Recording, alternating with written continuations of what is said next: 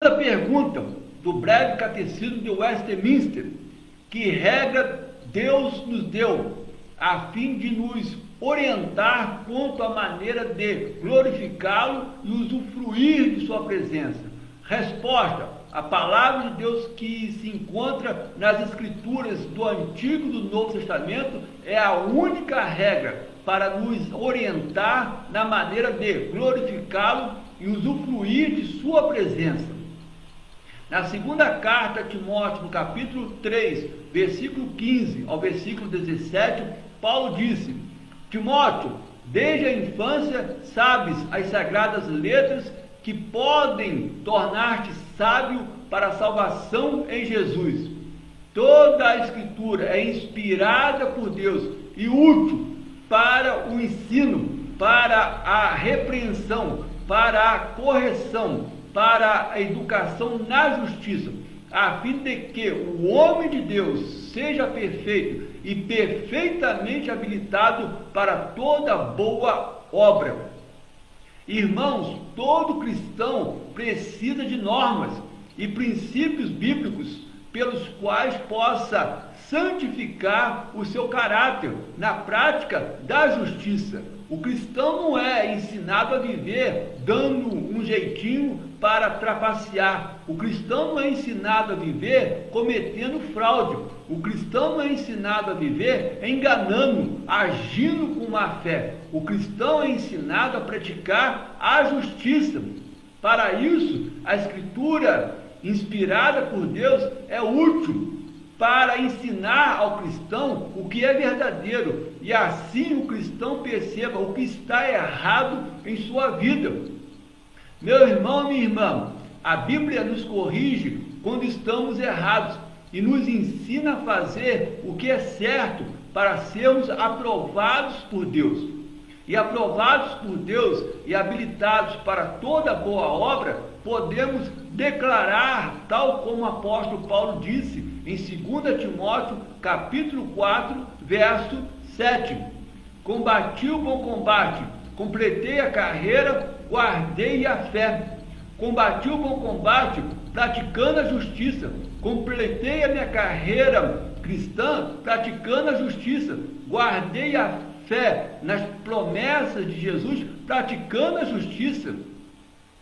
Irmãos, não há outra regra acima da Bíblia como autoridade em questão de praticar a justiça.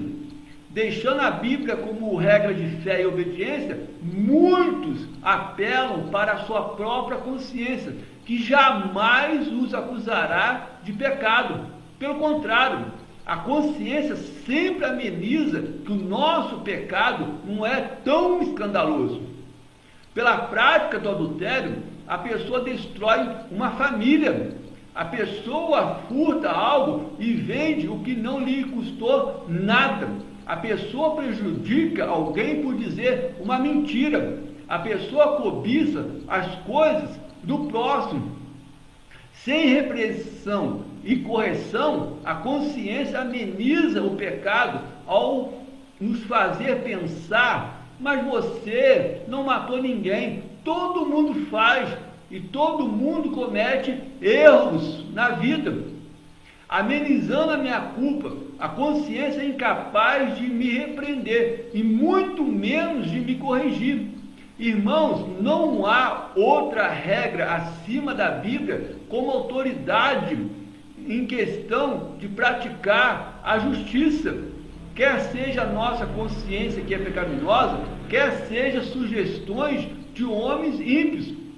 O salmista declara no Salmo 1, no versículo 1, bem-aventurado o homem que não anda no conselho dos ímpios, não se detém no caminho dos pecadores, nem se assenta na roda dos escarnecedores.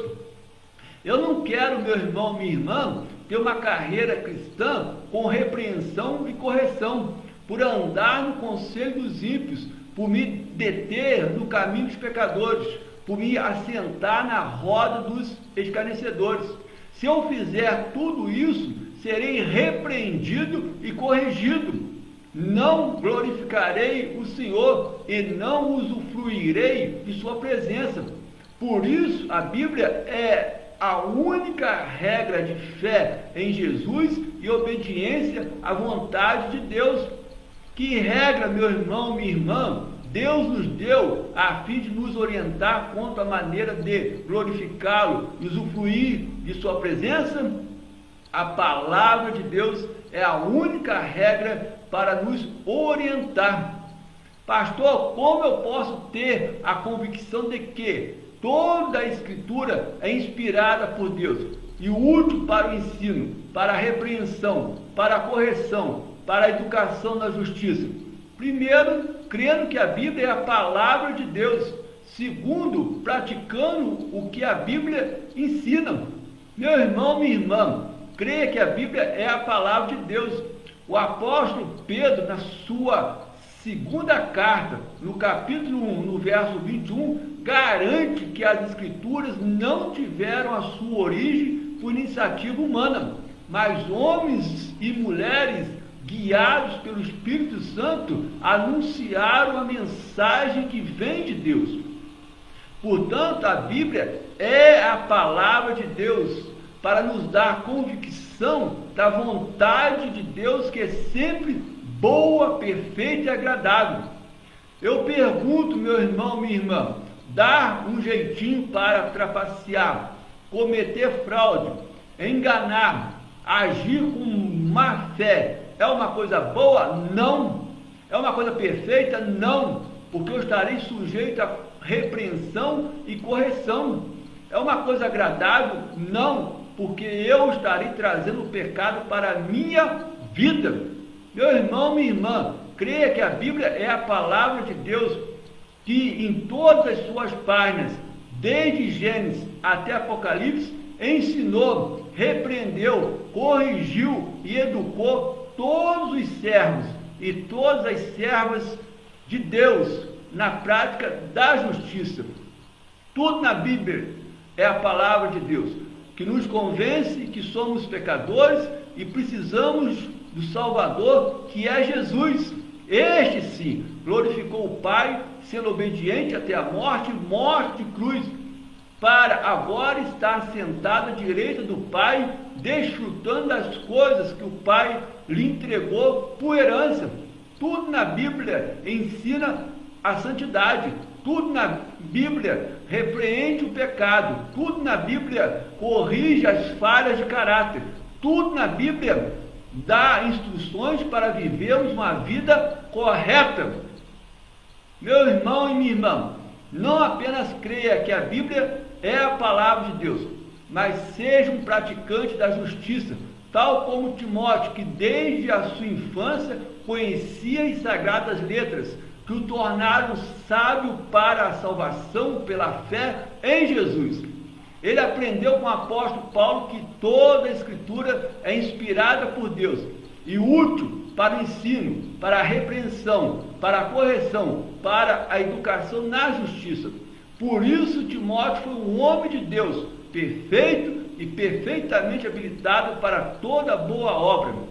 Crendo na Bíblia como palavra de Deus e praticando a justiça, você, meu irmão, será um homem de Deus, perfeito e perfeitamente habilitado para toda boa obra. Você, minha irmã, será uma mulher de Deus, perfeita e perfeitamente habilitada para toda boa obra. E assim estarão glorificando a Deus e usufruindo da sua presença para todo o sempre. No amor de Jesus, o Senhor da igreja, que a bênção de Deus, o Pai, o Filho e o Espírito Santo esteja sobre você, meu irmão e minha irmã. Em você repouse e em você permaneça, hoje, para todos sempre. Amém. Nos encontraremos na próxima pergunta, que é a pergunta número 3 do breve catecismo de Westminster.